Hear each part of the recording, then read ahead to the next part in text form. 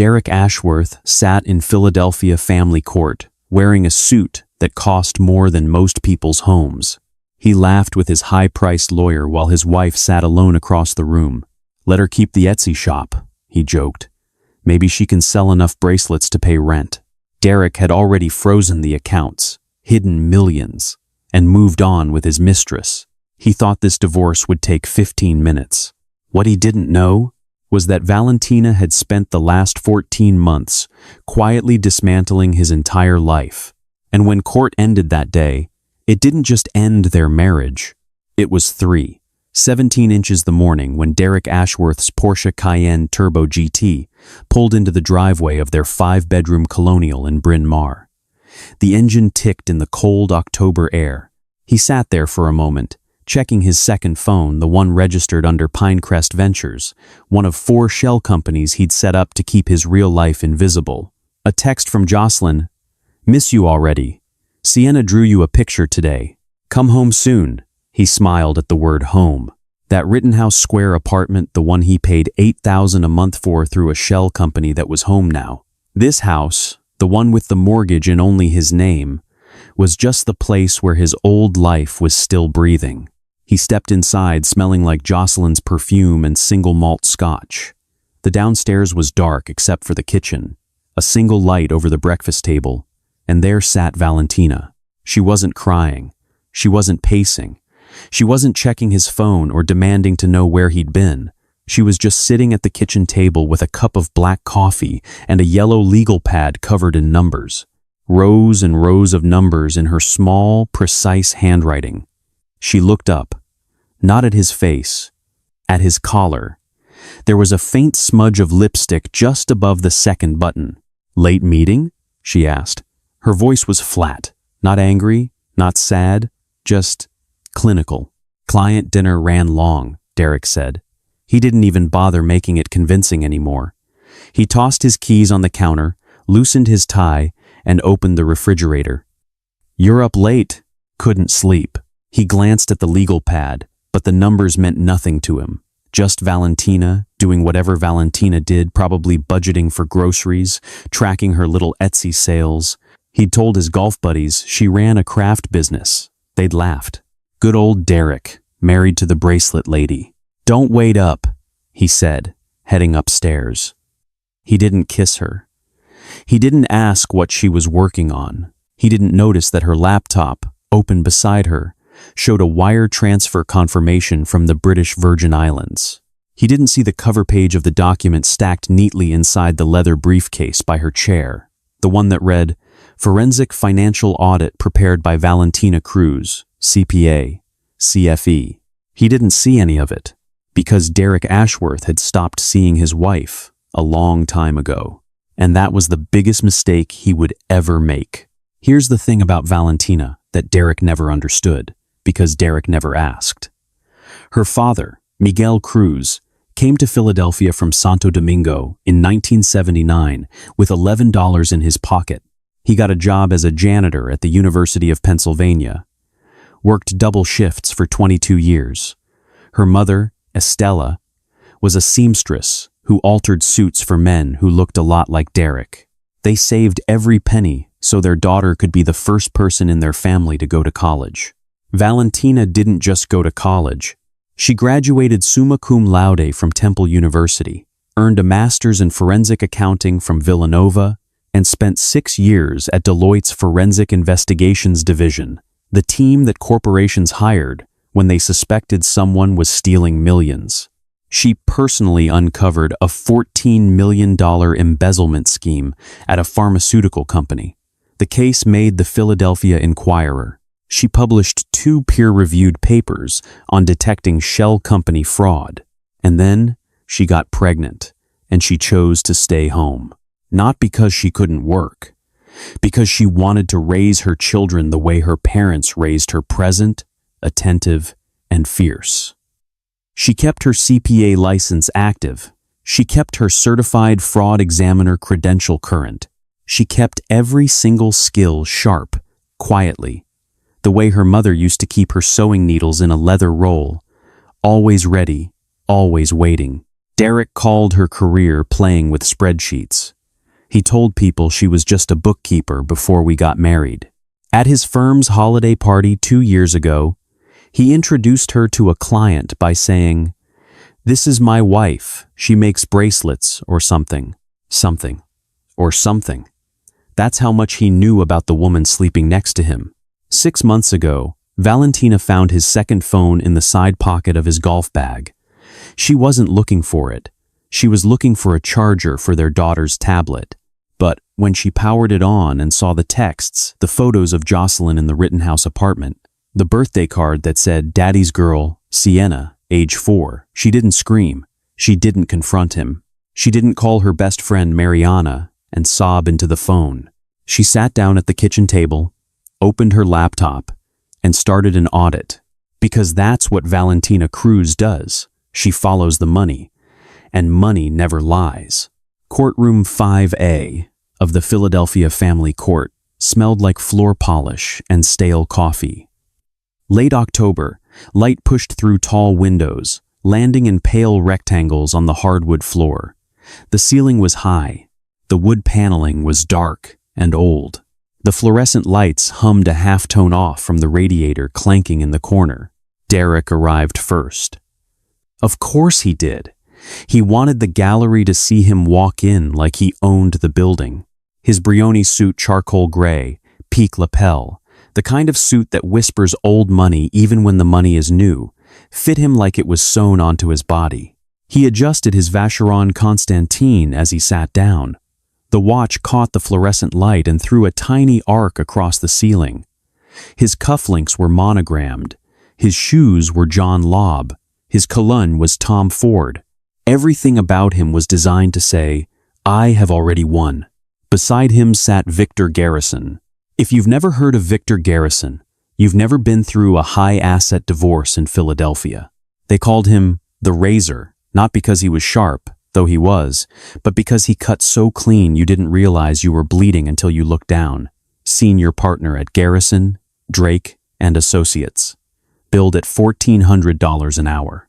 Had won 47 consecutive divorce cases for wealthy husbands. 47. His strategy was always the same. Overwhelm, humiliate, and settle fast. Behind him sat 2 associates and 3 paralegals, plus 2 bankers' boxes of financial documents that Derek's accountant had prepared. On the other side of the aisle, Valentina. She sat alone.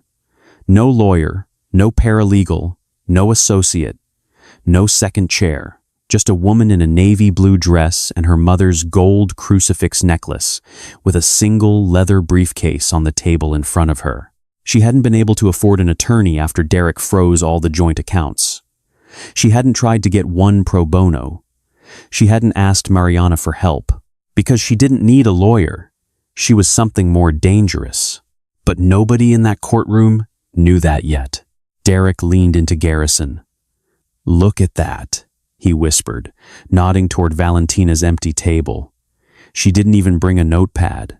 Garrison smiled, the way predators smile, all teeth, no warmth. "This will be quick. I'll have her signing by lunch." Derek chuckled.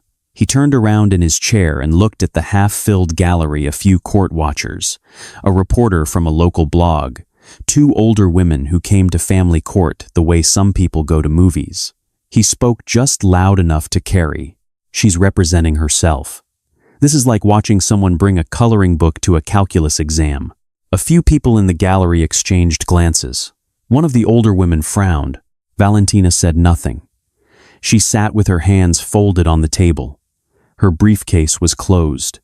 She looked straight ahead, her face as still as glass. Then the bailiff stood. "All rise." The Honorable Judge Diane Okafor presiding. Judge Okafor entered from chambers, like weather moving in. She was 58, tall, with close-cropped gray hair and reading glasses that she wore on a beaded chain around her neck. Nigerian-American, former legal aid attorney for 12 years before the bench. Known in Philadelphia family law circles as the Equalizer, not because she favored one side over the other, but because she had an almost supernatural ability to detect when wealthy spouses were hiding money. She had sanctioned more attorneys for financial fraud than any judge in the county. She took her seat, adjusted her glasses, and looked from one table to the other. Derek's side, a wall of suits and boxes. Valentina's side, one woman, one briefcase. Judge Okafor's expression didn't change. But if you watched closely, and Valentina was watching closely, her eyes stayed on that briefcase just a beat too long. "We are here in the matter of Ashworth versus Cruz Ashworth," the judge said. "Counsel, are both parties ready to proceed?" Garrison stood, buttoning his jacket with practiced ease. "The respondent is ready, Your Honor. We'll be presenting a comprehensive financial disclosure and a settlement proposal that we believe is both fair and expedient." Judge Okafor looked at Valentina. "Miss Cruz, you are representing yourself pro se. Is that correct?" Valentina stood. "Yes, Your Honor." "And you understand your right to counsel?" "I do, Your Honor. I've waived that right." Derek whispered to Garrison's associate. "She waived her right to a lawyer. This woman is making it too easy." Judge Okafor nodded slowly. "Very well. Mr. Garrison, you may present." Victor Garrison didn't just present cases, he performed them. He stood, unbuttoned his jacket to show the custom lining a small power move, and walked to the center of the room like a man who'd done this 1,000 times, because he had. "Your Honor, my client, Derek Ashworth, is the managing partner of Ashworth and Vance Financial Advisors, a registered investment advisory firm managing approximately $340 million in client assets. He is a licensed certified financial planner. He is, by any measure, a pillar of this community, a member of Marion Golf Club, a donor to the Philadelphia Children's Hospital Foundation, and a devoted father of 2. Garrison paused. "Let the word devoted land. Mrs. Ashworth, Miss Cruz, has been a stay-at-home mother for the duration of this 11-year marriage. She has no professional income. She operates a small online craft shop. She has no independent financial accounts, no investment portfolio, and, frankly, no experience managing assets of this complexity." He walked to his table and picked up a bound document, Derek's financial disclosure, based on Mr. Ashworth's reported household income of $285,000 per year. We are proposing a settlement that includes a one-time payment of $75,000, the family Honda Civic currently valued at approximately $8,000, and temporary spousal support of $2,200 per month for a period of 3 years. He set the document down. "We believe this is generous, Your Honor. More than generous. We are asking the court to expedite this settlement so both parties can move forward with their lives." Derek nodded solemnly from his chair, the image of a reasonable man being fair to his poor, unsophisticated wife. Garrison turned to look directly at Valentina. This was his signature move, the razor, staring down the opposing party, letting them feel the weight of the machine they were up against. Miss Cruz has no legal representation, no forensic accountant, and, with all due respect, no financial literacy that would allow her to meaningfully challenge this disclosure. We would ask the court to accept this proposal and finalize the dissolution today. He sat down. Derek reached over and clapped him on the shoulder, a buddy gesture, a "we've got this" gesture. Judge Okafor looked at the disclosure for a long moment. Then she looked at Valentina. "Miss Cruz, you've heard the respondent's proposal. Do you wish to respond?" The courtroom went quiet. The gallery leaned forward.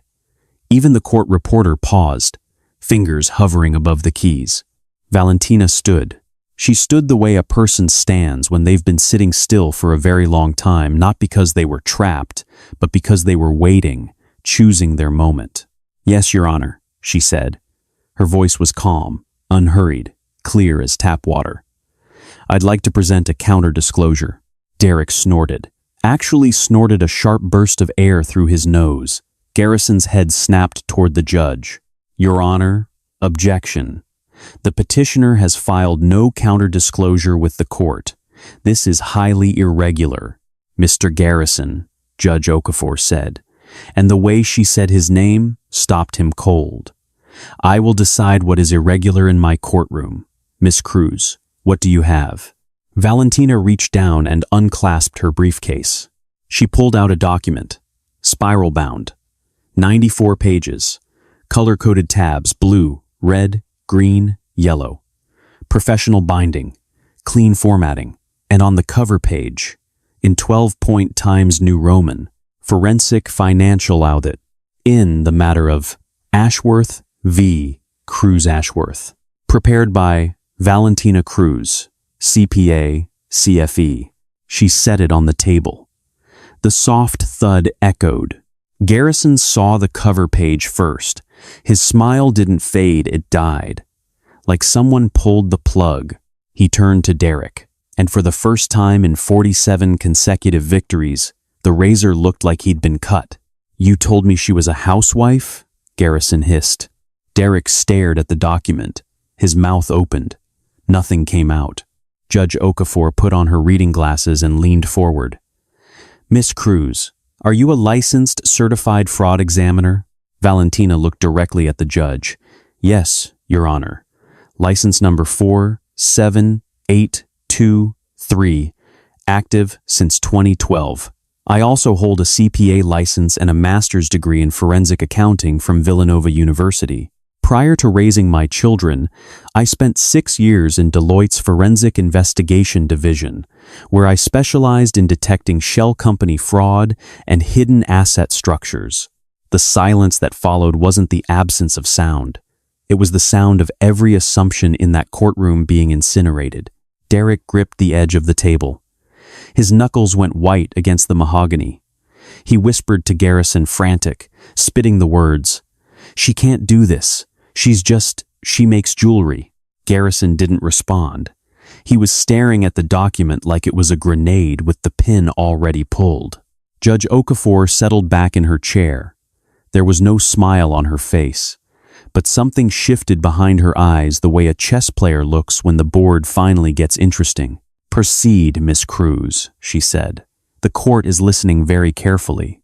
Valentina walked the judge through the document, the way she'd walked partners through audits at Deloitte, methodically, dispassionately, and with the precision of someone who understood that numbers do not beg and numbers do not lie. Your Honor, I'll begin with the respondent's stated income. Mr. Garrison represented my husband's household income as $285,000.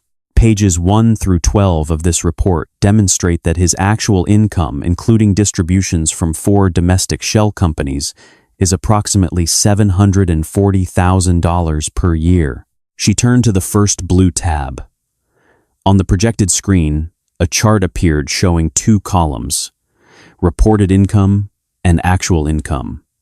The gap between them was a canyon. Derek shifted in his chair. Not much. Just enough.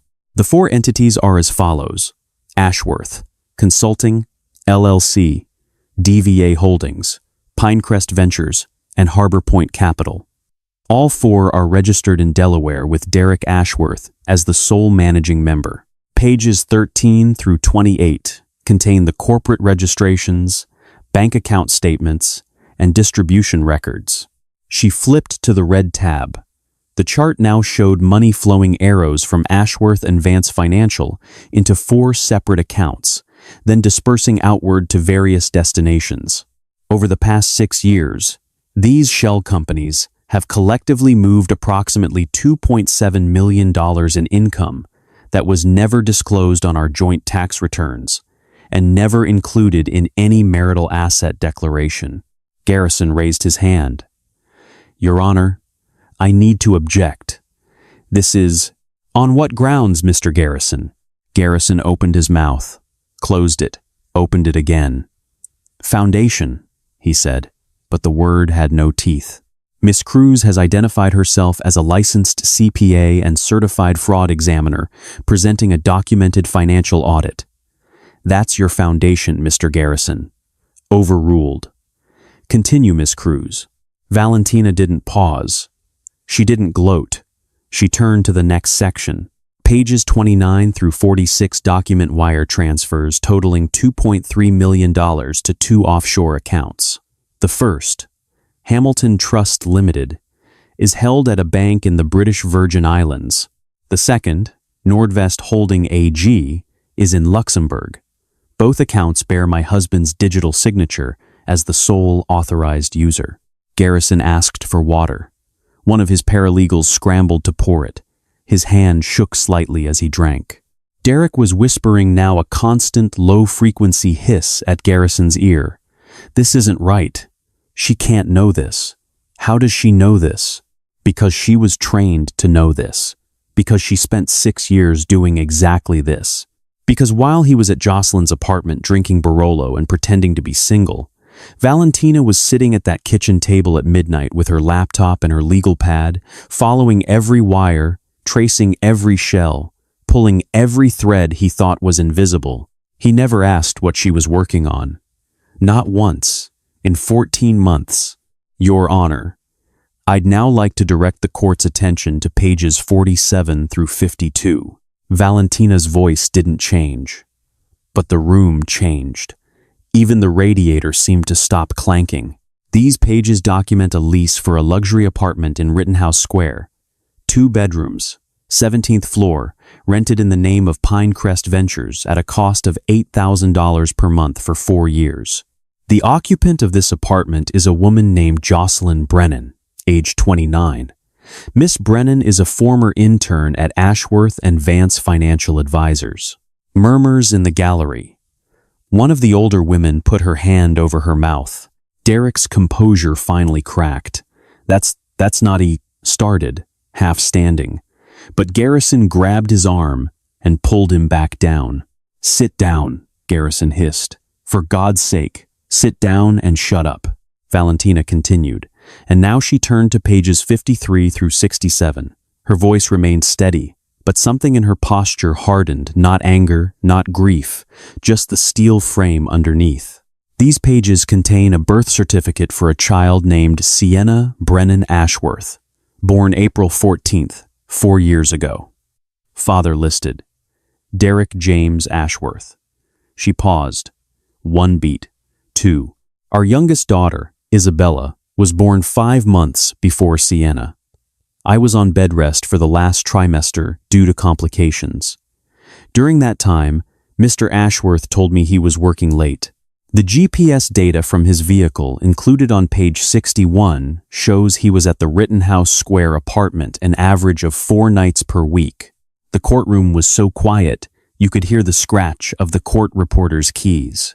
He also took Miss Brennan on 3 trips, billed as business travel, through Ashworth and Vance, Turks and Caicos, Napa Valley, and Barcelona. Receipts and booking confirmations are on pages 63 through 67. Judge Okafor hadn't moved. She sat perfectly still, her reading glasses low on her nose, her eyes fixed on the document. Then she removed her glasses, and she looked at Derek Ashworth. Not at Garrison, not at the paralegals, at Derek. The look lasted 4 seconds. It said everything a judge isn't supposed to say out loud. Valentina turned to pages 68 through 78. Mr. Ashworth diverted $47,000 from our children's 529 college savings plans into his personal brokerage account. The transfer dates and account numbers are documented here. Derek's associate coughed. One of the paralegals closed her laptop and looked at the floor. Additionally, pages 79 through 88 document a pattern of payments $20,000 total, made to Mr. Ashworth's personal accountant, Gerald Neiman. Mr. Neiman filed falsified joint tax returns on our behalf for 3 consecutive years, underreporting household income by an average of $455,000 annually. Garrison stood. He didn't object. He didn't argue. He just stood, because sitting felt like agreement. Your Honor, he said, his voice stripped of every ounce of performance it had carried an hour ago. My client may have provided incomplete information to my office. I'd like to note for the record that I was unaware of these accounts, these entities, or these arrangements. Translation: Derek lied to his own lawyer, and the razor was now trying to cut himself free before he drowned. Judge Okafor looked at Garrison over her glasses. Noted, Mr. Garrison, you may want to have a very frank conversation with your client during the next recess. Assuming I grant one, she turned back to Valentina. Miss Cruz, is there more? Valentina looked at the judge, then at Derek, then back at the judge. One more section, Your Honor. Pages 89 through 94. Every courtroom has a moment when it stops being a legal proceeding and becomes something else, something closer to a reckoning. This was that moment. Valentina opened the report to the final section.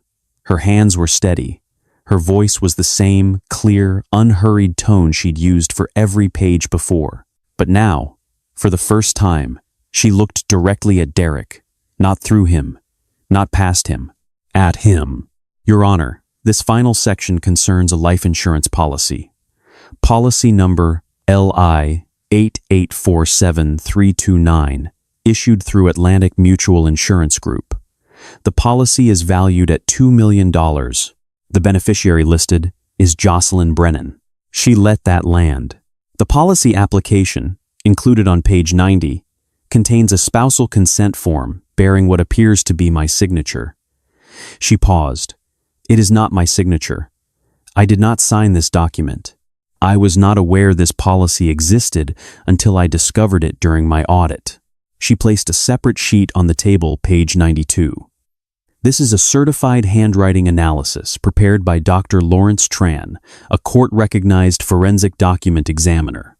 His conclusion, stated on page 93, is that the signature on the consent form is, and I quote, inconsistent with known exemplars of the purported signatory and shows clear indicators of simulation. In plain terms, it's a forgery. The courtroom went completely silent. Not the polite silence of people listening, the stunned silence of people who just realized what they were witnessing. Derek put his head in his hands.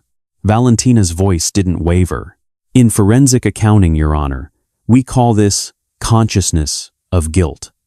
When a person takes deliberate steps to restructure assets, forge documents, and redirect financial instruments to exclude a spouse, and in this case, to forge that spouse's signature on a $2 million insurance policy, naming his mistress as the sole beneficiary, it tells you something. It tells you he wasn't just planning for a future without his wife. She paused. He was planning for a future that didn't include her breathing. Garrison didn't stand. He didn't object. He sat with his pen resting on the table, not writing, and stared at the wall. Judge Okafor was quiet for 10 seconds. Then she spoke, and her voice was the kind of quiet that makes people lean forward. Mr. Garrison, I'm going to give you 60 seconds to explain why your client's sworn financial disclosure failed to mention $2.3 million in offshore holdings, 4 domestic shell companies, a secret dependent child, and a forged spousal consent form on a life insurance policy. Choose your next words with extreme care. Garrison didn't use 60 seconds. He used 12. Your Honor, I have nothing further to add at this time. I'd like to request a brief recess to confer with my client. Denied. We're going to finish this today, Mr. Garrison. Judge Okafor turned to Valentina. Miss Cruz, thank you. The court has reviewed your audit in substantial detail. Please be seated. Valentina sat. She closed the report. She folded her hands.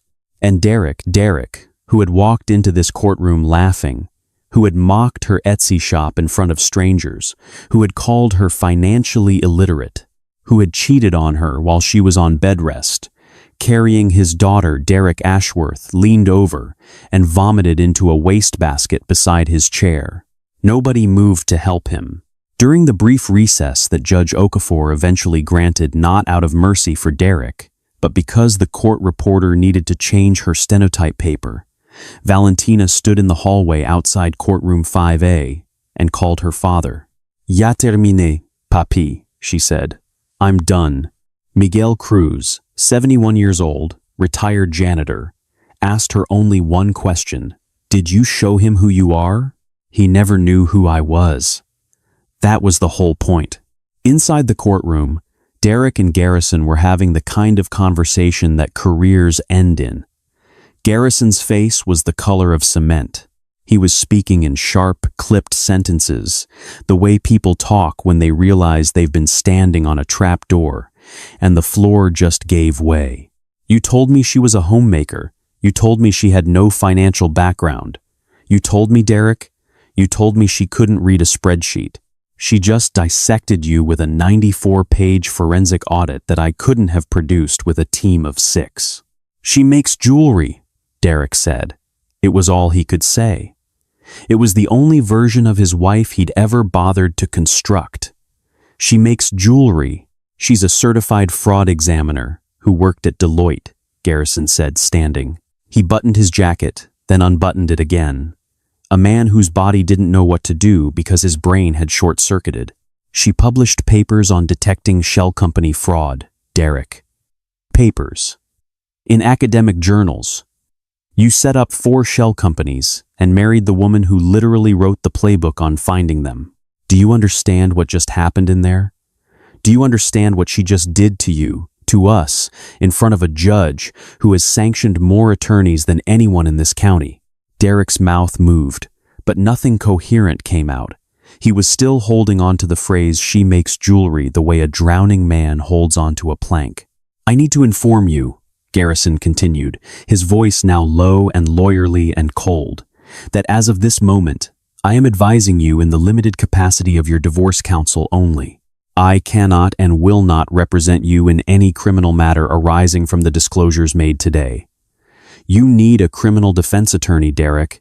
You need one tonight. And frankly, you needed one 14 months ago, the moment your wife sat down at that kitchen table and started following your money. When court resumed, Judge Okafor didn't waste time. She sat down, adjusted her glasses, and spoke directly into the record.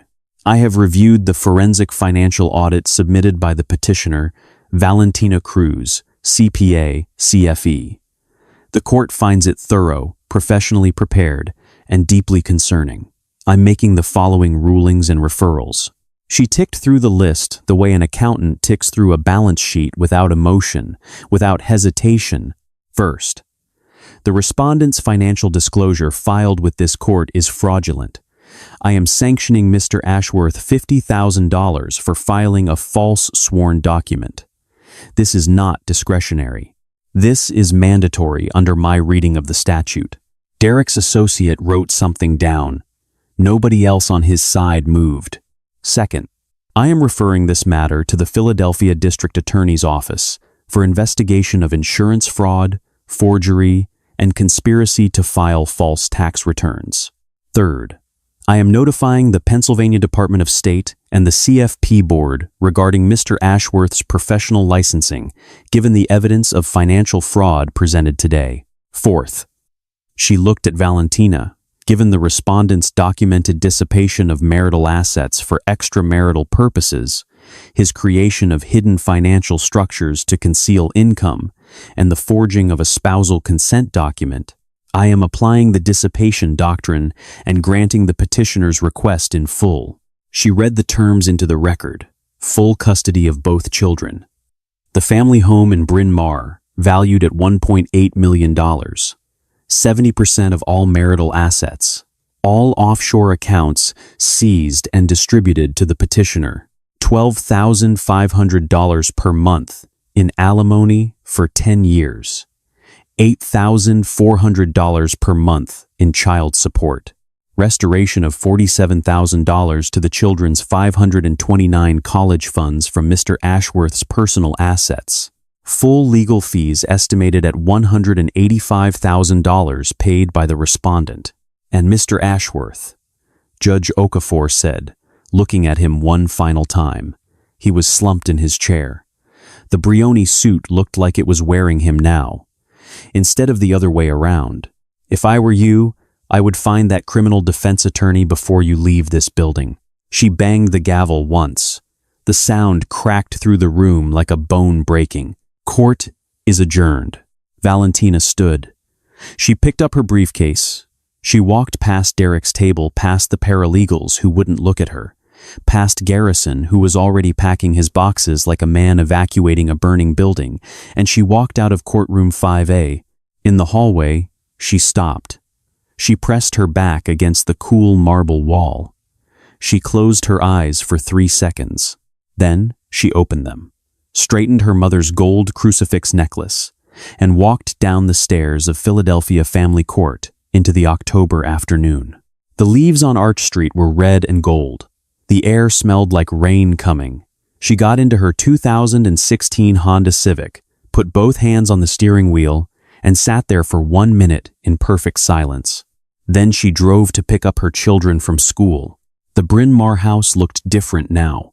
Not because Valentina had renovated it, she hadn't, not really, but because it was alive in a way it hadn't been in years. The front porch had hanging flower baskets. There was a tire swing in the oak tree, a golden retriever named Canella Cinnamon, because the kids named her slept on the front steps in the late spring sun. Inside, the dining room that Derek had used as a whiskey showcase was now Valentina's home office.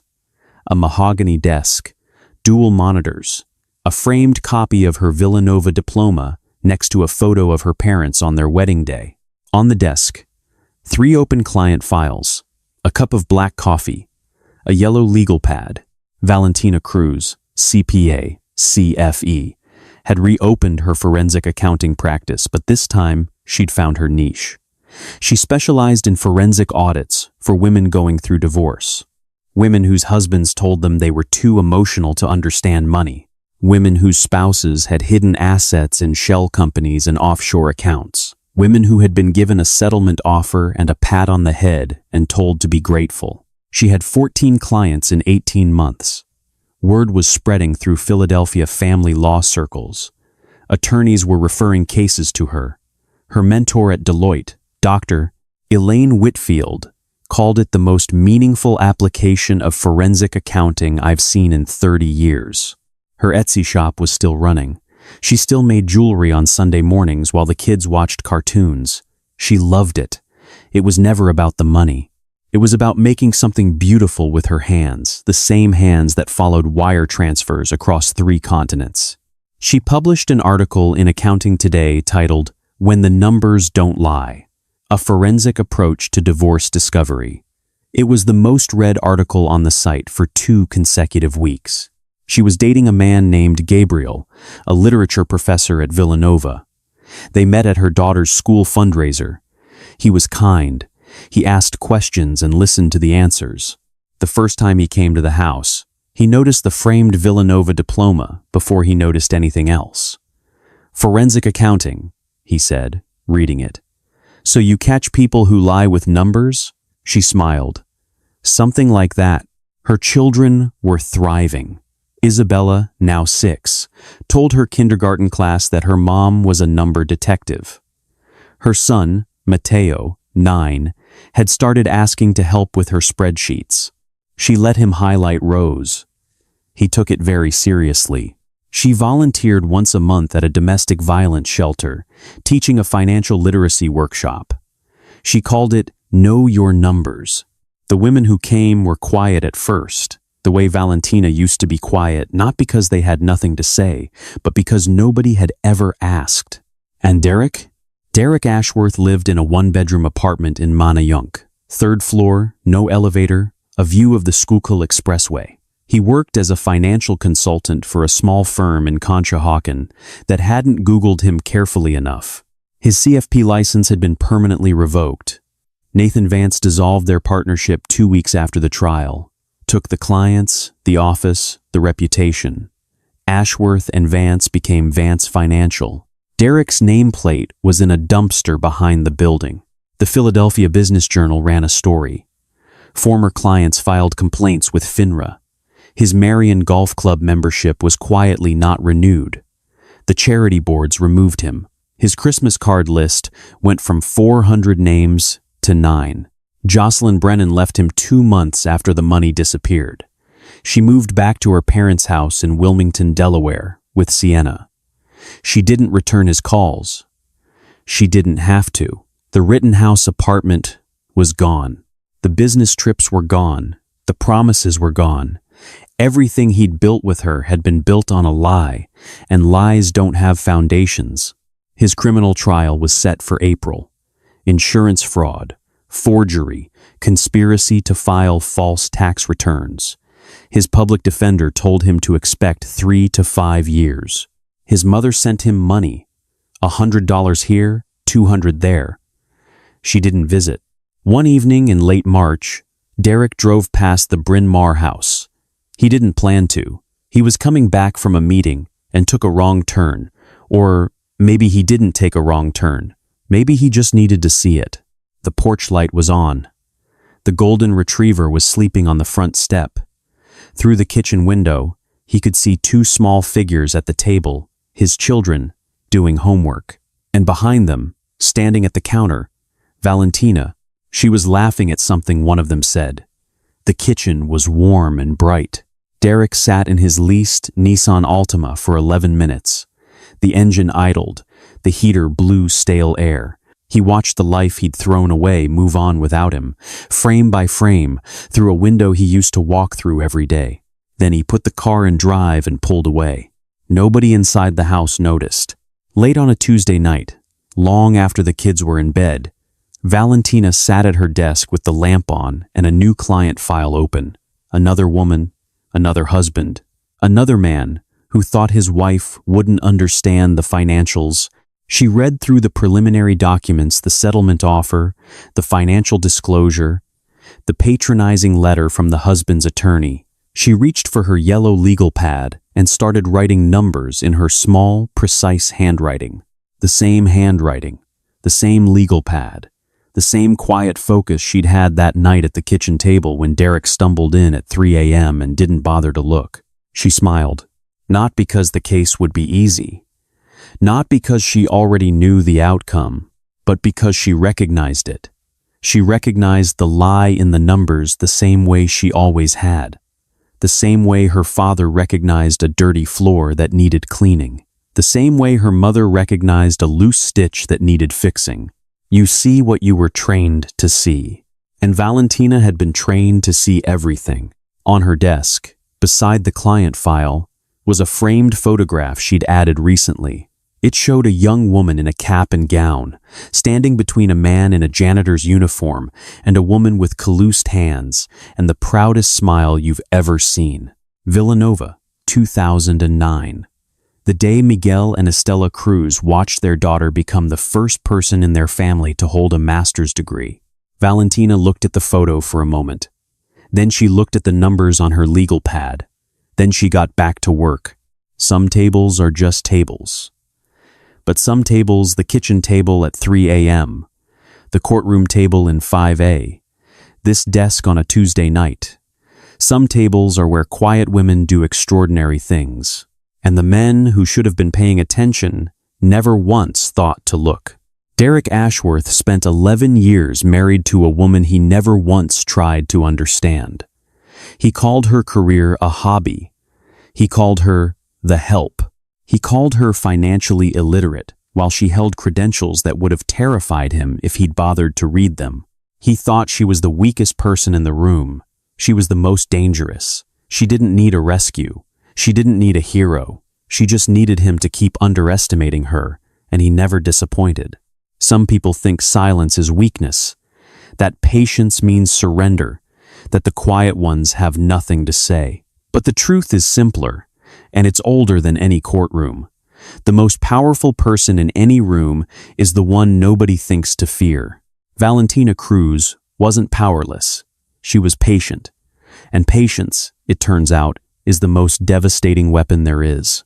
If this story hit you somewhere real, go ahead and hit that like button. It helps more than you know. Subscribe if you want more stories like this. And if you have a moment, leave a comment. What would you have done in Valentina's shoes? I'll see you in the next one.